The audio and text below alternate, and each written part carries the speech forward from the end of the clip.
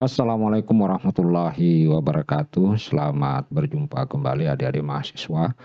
Kali ini kita akan melanjutkan kembali pembahasan kita tentang mata kuliah Magnit. Adapun kali ini kita akan membahas tentang salah satu hukum dalam kelistrikan, yaitu hukum Gauss, dan tentu saja penerapannya dalam berbagai kasus. Nah, sebelum kita memulai, maka terlebih dahulu saya ingin menyampaikan adapun tujuan daripada perkuliahan kita kali ini adalah satu, tentu saja kita akan merumuskan hukum Gauss dengan menggunakan beberapa hukum-hukum ataupun teorema-teorema lain. Kemudian setelah itu kita akan menentukan medan listrik, muatan yang terdistribusi secara homogen pada bola, silinder maupun pelat, tentu saja dengan menggunakan hukum Gauss. Baik adik-adik mahasiswa yang saya sangat banggakan, kita mulai pembahasan kita dengan terlebih dahulu memperkenalkan istilah field line atau garis-garis medan listrik. Nah, apa itu garis-garis medan listrik? Selengkapnya kita bisa perhatikan gambar berikut ini. Pada saat kita membahas tentang persoalan medan listrik bahwa muatan itu memiliki pengaruh di sekitar muatan tersebut. Jadi pengaruh yang masih dirasakan adanya muatan itu yang kita sebut dengan medan. Secara teoretis pengaruh tersebut digambarkan oleh sebuah garis-garis, jadi ini hanya semacam sebuah garis khayal menggambarkan pengaruh daripada muatan tersebut. Tentu saja pengaruhnya ini kalau digambarkan seperti garis-garis tersebut, arahnya adalah dalam bentuk radial, keluar menyebar ya secara homogen ya. Nah, ini terjadi apabila muatan tersebut adalah muatan plus Q. Nah, tentu saja kalau muatannya adalah minus Q, maka pengaruhnya itu mengarah ke dalam, ke arah muatan. Nah, inilah yang kita sebut sebagai garis-garis medan listrik. Nah, yang kita sebut sebagai garis-garis medan listrik. Tentu ada pertanyaan sampai di sini bahwa apa keterkaitan antara garis-garis medan listrik dengan medan listrik. Nah, untuk itu kita perhatikan penjelasan berikut ini.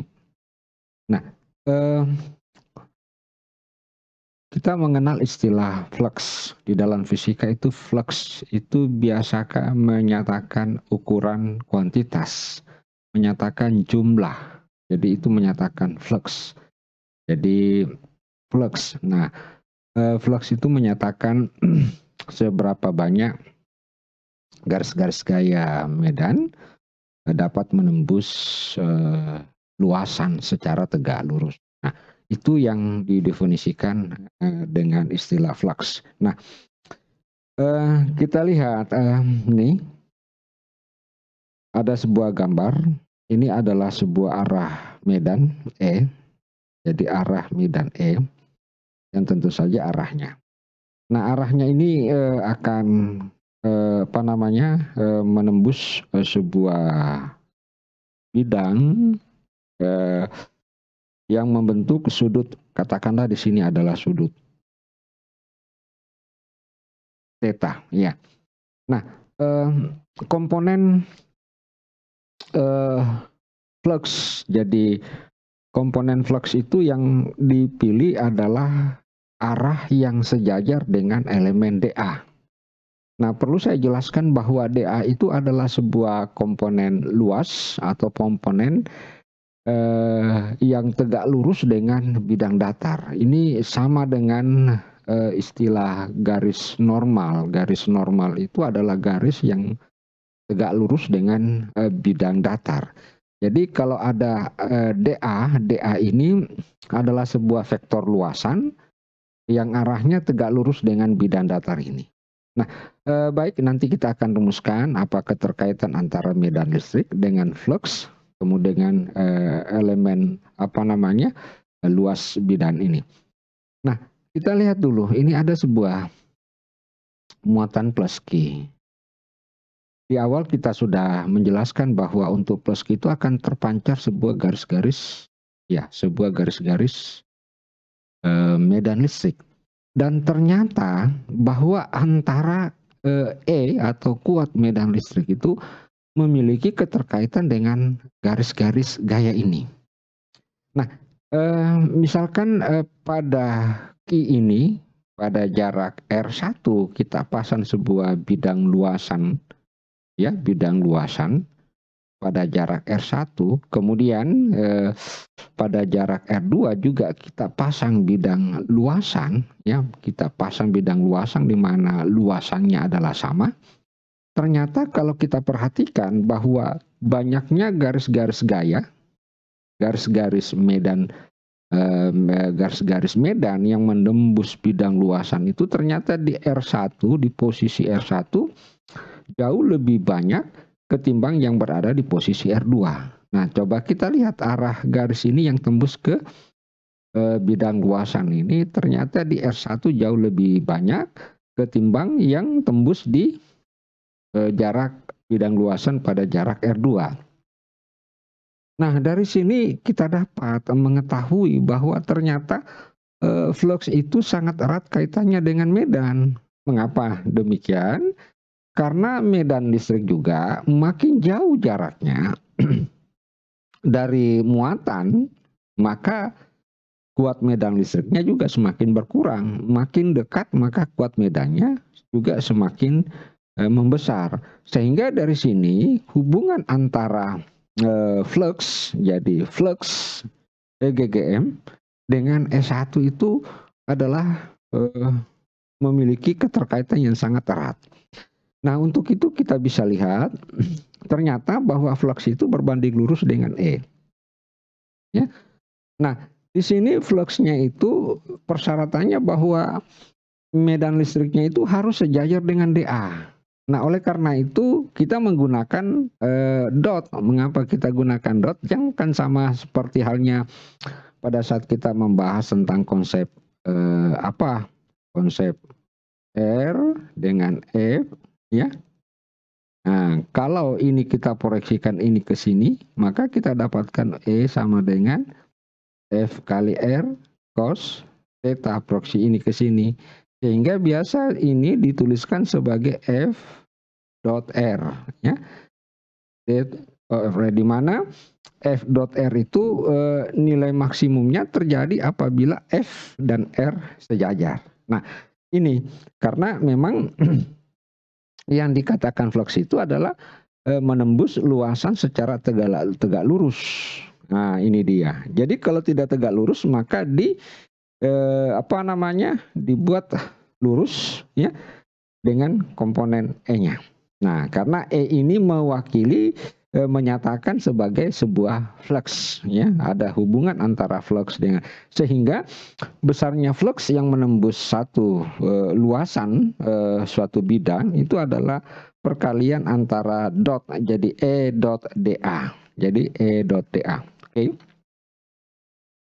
Nah, sehingga kalau kita mau integralkan, maka kita tinggal mengubah si ini menjadi fungsi integral seperti pada persamaan 41.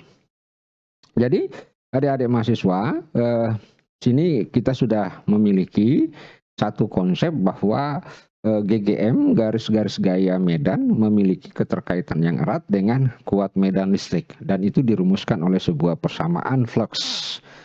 Jadi flux, ya. Nah, baik, kita lanjut lagi. Nah, sekarang kita masuk ke konsep hukum Gauss. Nah, tentu hukum Gauss itu sangat erat kaitannya dengan persamaan 41 tadi. Nah, sekarang di apa namanya, pada gambar ini terlihat ada sebuah muatan. Ya, ini ada muatan ya, ada muatan. Nah, muatan ini akan memancarkan garis-garis gaya yang diwakili oleh E. Nah, di daerah sini kita bentuk sebuah bidang. Jadi karena ingat bahwa garis-garis gaya yang ditimbulkan oleh muatan tersebut sifatnya radial, maka kita menggambar permukaan bola. Nah, anggaplah pada di sini ada elemen DA, ya, ada elemen DA. Ini ada elemen yang berwarna biru. Kemudian ada elemen ada medan magnet yang timbus secara tegak lurus dengan elemen DA, maka sejajar. Nah, kita sudah mempelajari pada video-video sebelumnya bahwa untuk menentukan luasnya ini maka terlebih dahulu kita mencari panjang ini, ya, di mana panjang ini karena ini adalah d theta, ini adalah r, maka panjangnya ini adalah r d theta. Kemudian ini kita proyeksikan ke sini. Jadi hasil proyeksinya ini ya kita proyeksikan.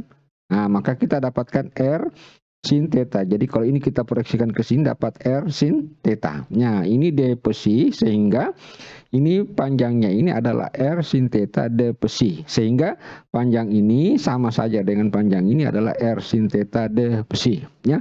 Walaupun kelihatan gambarnya sedikit agak berbeda ya, tidak persis sama, tetapi sesungguhnya ini adalah sama. Sehingga luasan DA itu adalah R d theta, R sin theta psi. Sehingga dengan mudah dari persamaan tadi kita dapatkan ini tadi, ya.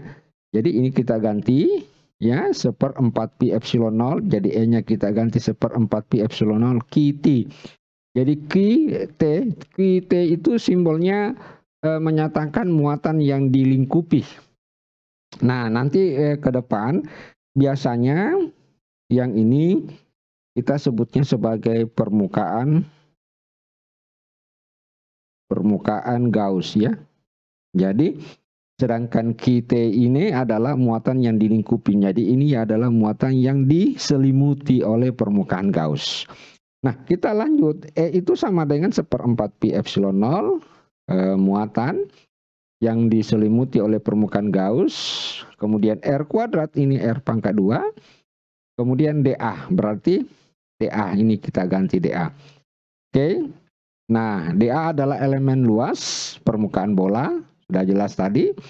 Di mana DA kita dapatkan yaitu R d theta, R sin theta d psi. Hasilnya sama dengan R sin theta d theta d psi. Nah, DA ini yang kita masukkan ke persamaan persamaan flux ini. Sehingga kita dapatkan ya ini ya EDA. Jadi ini saya ambil, jadi saya hilangkan ini, hanya ini saya ambil E dot DA. Kemudian 1/4 pi epsilon R sin theta. Nah, batas integrasi sudah jelaskan bahwa untuk pi itu dari 0 sampai dengan pi, sedangkan untuk psi itu yang berlaku ke sini ya. Ini itu dari 0 sampai 2 pi R sin theta d theta d psi. Nah, selanjutnya kita tinggal mengintegralkan ini ya. Jadi kita integralkan d psi langsung saja karena tidak ada variabel lain di sini, hanya variabel d psi saja, sehingga kalau dimasukkan nilai batas integral 2 pi ya, maka kita dapatkan hasil integralnya ini adalah pi, masukkan 2 pi dikurang 0 berarti hasilnya adalah 2 pi. Jadi yang tersisa tinggal adalah sin theta d theta yang semua 1/4 pi epsilon 0 QT per R kuadrat dikeluarkan di sini ya. Kita keluarkan, R kuadratnya sudah dihilangkan ini ada R kuadrat hilang, R kuadrat hilang ini ya, ini saling meniadakan ya. Dengan demikian kita dapatkan tadi sin theta ini ya, oke. Maka kita dapatkan Q sin theta ya. Tentu integral daripada sin theta adalah min cos theta, batasnya Q 2 pi epsilon 0, masukkan nilai pi min pi kurang 1 ya. Ini min pi sama dengan plus ya. Jadi ini min 1 dikurang min 1 sama dengan apa ini? Ini hasilnya sama dengan minus 2, kemudian ini ada min, berarti jadi plus 2, kemudian dikali dengan tinggal Q T per epsilon 0. Nah, dengan demikian kita dapatkan sebuah formulasi. Inilah yang kita sebut sebagai hukum Gauss, di mana IT tadi itu menyatakan sebagai muatan yang diselimuti oleh permukaan Gauss. Nah, seperti ini gambarannya. Nah, ini adalah, jadi katakanlah ini adalah muatan, kita ingin menentukan berapa besarnya medan di titik pada jarak R, maka pada titik itu kita menggambar sebuah permukaan Gauss, ya. Karena bentuk muatannya adalah berbentuk bola, maka permukaan Gaussnya juga adalah berbentuk bola. Ini yang kita sebut dengan permukaan Gauss. Sedangkan QT adalah muatan yang dilingkupi oleh permukaan Gauss. Baik, adik-adik mahasiswa, kita lanjut lagi. Nah, kita mencoba merumuskan hukum Gauss menggunakan versi yang lain. Nah, sekarang kita lihat. Ini adalah sebuah teorema divergen. Jadi saya pikir untuk teorema divergen, silahkan dibuka buku Mary L. Bosch. Di situ dijelaskan bahwa hubungan antara E dot dA sebagai integral permukaan dengan V dot E dt integral volume. Nah, sekarang kita melihat hukum Gauss, ya, hukum Gauss ini. Hukum Gauss. Nah, ini kan hukum Gauss sama dengan permukaan surface ini, ya, permukaan yang ada di sini ini sama dengan ini. Nah, sekarang kita mencoba mengalihkan hukum Gauss ini dengan menerapkan teorema divergen. Artinya kita mencoba merumuskan hukum Gauss dalam bentuk yang lain. Nah, pertama kita jabarkan dulu rho. Rho itu adalah muatan persatuan volume. Jadi muatan persatuan volume, ya. Rho muatan persatuan volume, sehingga kita dapatkan QT kalau diintegralkan rho ini, kalau diintegralkan rho dt. Nah, maka kita dapatkan QT, sehingga nanti QT ini kita bisa masukkan ke sini, ke QT ini. Jadi kita ganti, ya, sehingga kita dapatkan ini rho epsilon 0 ini. Nah, kita ganti, ya, rho epsilon 0 dt. Jadi dt QT ini kita ganti dengan rho dt, ya, rho d tau, ya, sehingga dapat ini. Dengan demikian, setelah kita coba jabarkan, sedangkan E dot dA ini adalah surface sama dengan ini. Oke, kita perhatikan sama dengan ini. Sehingga yang ini kita ganti dengan yang ini. Karena ini sama dengan yang ini, maka yang ini sama juga dengan yang ini, sehingga kita gantikan seperti ini. Sehingga di sini menjadi integral volume, di sini juga menjadi integral volume. Dengan demikian, integralnya bisa kita keluarkan, dt d tau-nya juga kita keluarkan, sehingga yang tersisa adalah ini. Nah, ini juga adalah bentuk apa namanya? Hukum Gauss dalam bentuk diferensial. Kalau yang yang tadi itu adalah dalam bentuk integral. Nah, ini yang kita sebut, dan nanti akan kita gunakan hukum Gauss ini yang dalam bentuk diferensial ini untuk merumuskan persamaan gelombang elektromagnetik. Baik, adik-adik mahasiswa, kita lanjut lagi ke bahasan berikutnya, yaitu bagaimana penerapan hukum Gauss. Nah, ini yang sangat penting sekali, ya. Kita mencoba bagaimana mekanisme ataupun cara menerapkan hukum Gauss. Nah, misalkan berikut ini disajikan contoh soal tentang penerapan hukum Gauss. Nah, tentukan medan listrik dari muatan yang terdistribusi merata dalam bola pada jarak B. Nah, jarak B itu berada di luar bola dan pada jarak A di dalam bola, jika diketahui jari-jari bola adalah R dan muatan totalnya adalah Q. Nah, kita tentukan dulu. Jadi kita ingin menentukan medan listrik pada jarak B, artinya di luar bola ini, ya, pada jarak B. Maka caranya menerapkan, pertama kita melukis permukaan Gauss sesuai dengan pola geometri di mana muatan bola berada, pola menggambarnya di titik di mana medan E akan ditentukan. Berarti tentu untuk menggambarkan permukaan Gaussnya, kita menggambarkannya di titik di mana medan akan kita tentukan, tentu di bagian titik B ini. Dengan demikian, persamaan permukaan Gaussnya adalah seperti berikut ini. Nah, ini dia. Nah, ini yang kita sebut dengan permukaan Gaussnya. Kita sudah menggambar. Jadi permukaan Gauss yang kita gambar ini adalah sama dengan permukaan bola, ya. Nah, lalu kita tinggal menerapkan formulasi Gauss. Ini formulasinya, ya. Nah, terus kita tinggal mengganti QT. Jadi muatan yang dilingkupi oleh permukaan Gauss itu adalah Q. Ini ya, muatan yang dilingkupi Q. Sedangkan E.dA berarti dA ini adalah permukaan integral luas, maka luas daripada permukaan bola itu adalah 4B B kuadrat. Sehingga medan listrik pada titik B oleh muatan bola adalah 1/4Pi epsilon 0. Nah, di sini ada Q ya. Lupa ditulis Q di sini.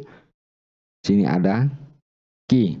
Jadi 1/4Pi epsilon 0 B kuadrat, ya. Jadi Q per B kuadrat. Nah, itu mekanismenya menggambar permukaan Gauss. Nah, sekarang yang berikutnya, bagaimana jika yang akan kita tentukan itu berada di dalam bola? Nah, ini dia. Ini jari-jarinya adalah R. Nah, tentu kita ingin menentukan di sini. Ya, kita akan menentukan berapa medan di sekitar ini. Nah, permukaan Gauss, kemudian berikut EDA. Nah, sekarang kita lihat EDA. Nah, ini Pi epsilon 0, ini QT, muatan yang dilingkupi. Jadi saya harus jelaskan dulu. Nah, kita harus lihat dulu bahwa muatan yang dilingkupi oleh permukaan Gauss itu bukan Q, ya, bukan Q. Tetapi anggaplah muatan yang dilingkupinya itu adalah QT, gitu.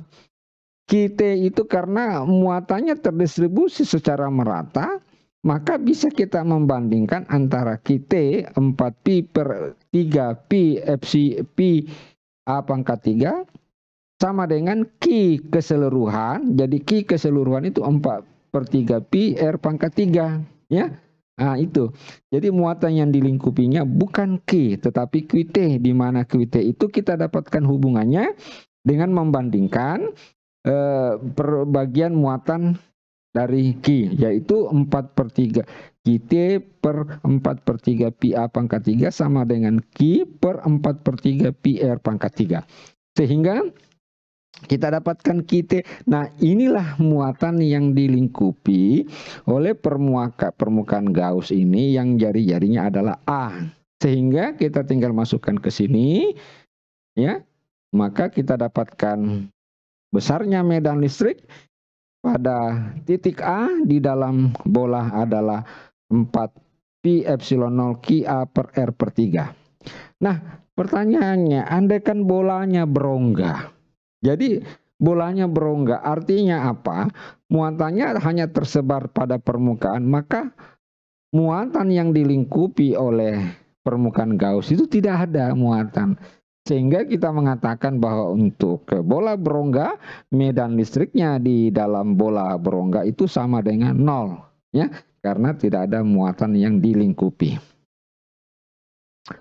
Nah, baik ya, kita lanjut lagi. Untuk silinder panjang dengan muatan KR, di mana K konstan, jadi muatannya ini terdistribusi melalui fungsi KR, ya, melalui fungsi KR, ya. Nah, tentukan medan listrik di dalam silindernya. Cukup kita pakai dalam silinder. Nah, ini dia. Kita menggambar dulu ini. Ini adalah permukaan Gauss. Nah, permukaan Gauss untuk silinder ini tidak lagi dalam berbentuk bola, tidak berbentuk bola, tetapi berbentuk silinder. Nah, jadi ini yang disebut dengan permukaan Gauss, ya. Nah, muatannya rho KR. tingginya ini adalah R kuadrat ya. Nah, ini ada medan. Nah, sehingga kita bisa terapkan hukum Gauss. dA QT per epsilon 0 berarti ini muatan yang dilingkupi. Nah, sekarang kita cari QT. Nah, mulai dulu kita cari QT. Kita harus mencari dulu muatan yang dilingkupi. Muatan yang dilingkupi adalah rho D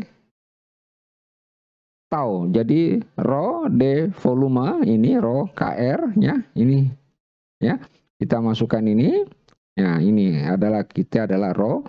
Nah, masukkan rho-nya sama dengan KR karena elemen volume, maka KR ini R dr d theta ini yang ini adalah elemen volume ya. Kita sebut dengan elemen volume.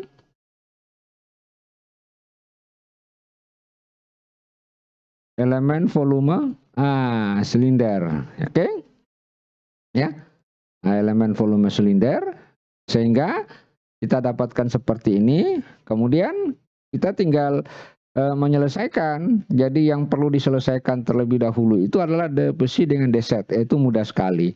D besinya itu ya langsung sama dengan 2pi ya, karena K-nya keluarkan dulu K.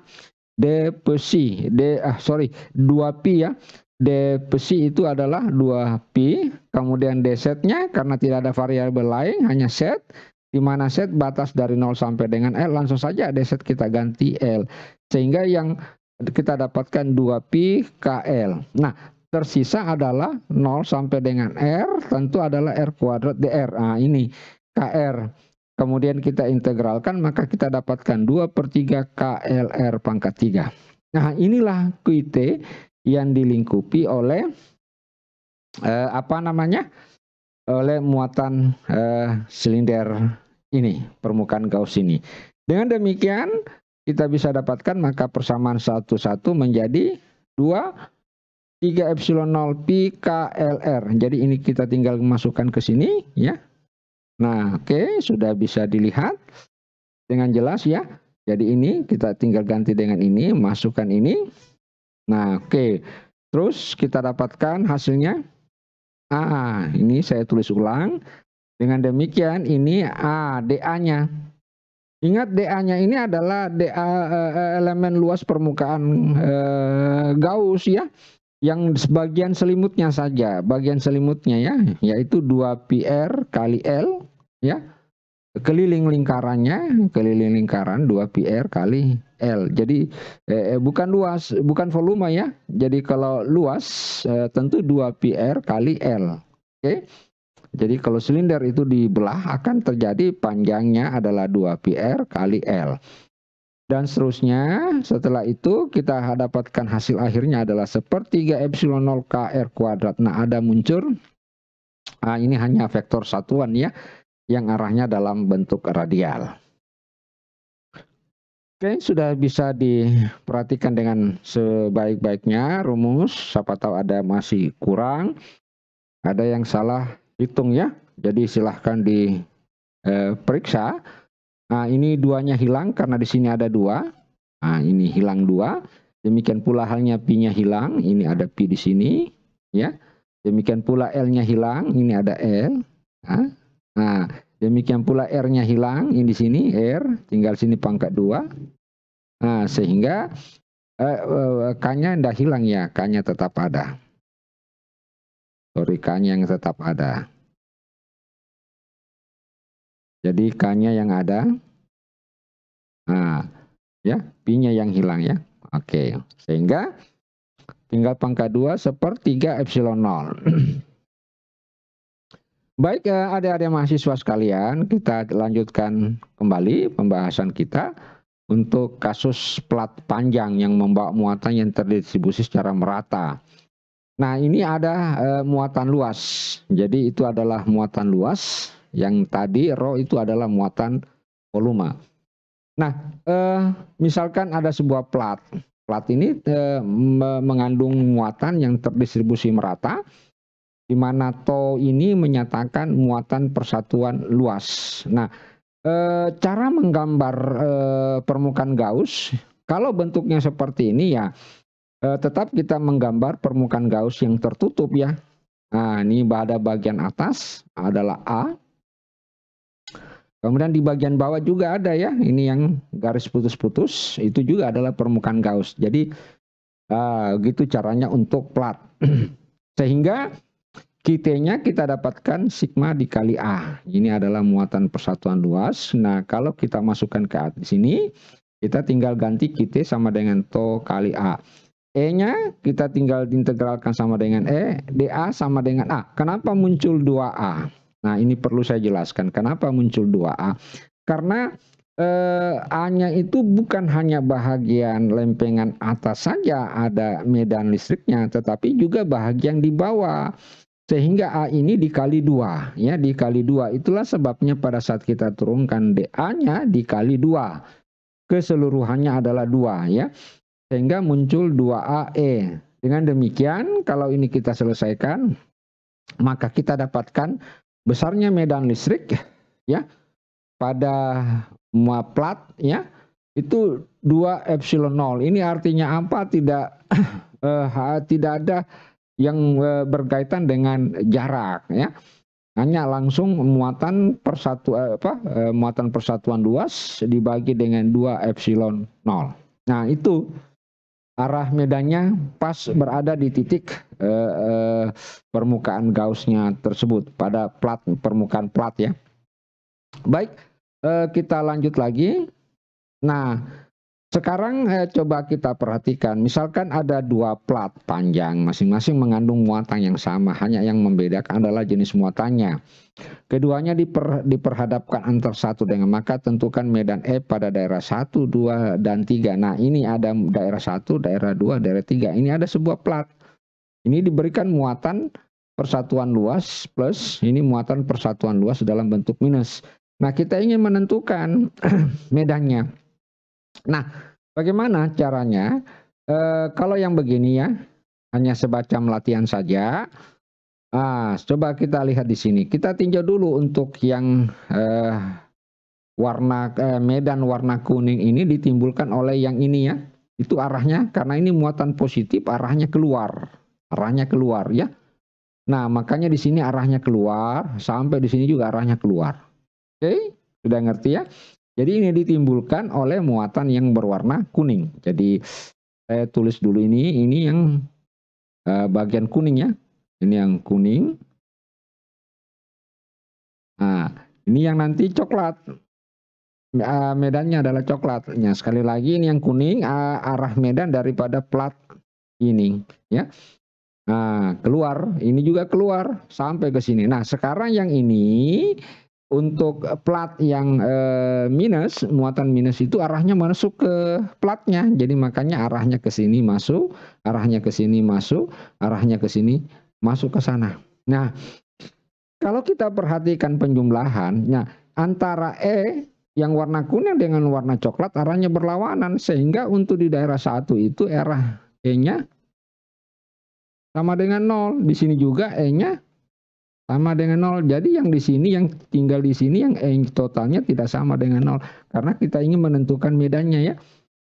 Nah, sehingga begini modelnya. Jadi E1 itu kita sudah tahu medannya ditimbulkan adalah 2 epsilon 0. Jadi ini tidak bergantung pada jarak ya. Nah, E1 adalah ini, kemudian minus berlawanan arah ini, ya, berlawanan arah ini coklat, maka hasilnya 0. Yang kedua, arahnya ke sana ke kanan plus, kemudian arahnya ke sini juga ke kanan plus. Nah, makanya hasilnya sama dengan T epsilon 0. Sedangkan E3 arahnya ini ke kanan plus, arahnya ini ke kiri, minus, hasilnya sama dengan 0. Ya, jadi ini kelihatan besarnya kuat medan kalau ada plat yang disusung seperti itu. Baik ya adik-adik mahasiswa yang saya sangat banggakan, demikianlah sekilas penjelasan tentang hukum Gauss dan penerapannya. Semoga penjelasan ini mudah dipahami oleh adik-adik sekalian, dan yang terpenting memiliki keberkahan bagi kita yang mempelajari. Mohon maaf atas segala kekurangannya, dan saya akhiri. Sekian, wassalamualaikum warahmatullahi wabarakatuh.